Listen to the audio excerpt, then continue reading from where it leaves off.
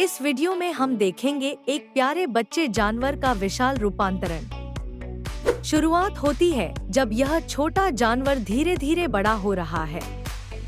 हर दिन के साथ उसका आकार और ताकत बढ़ती जाती है।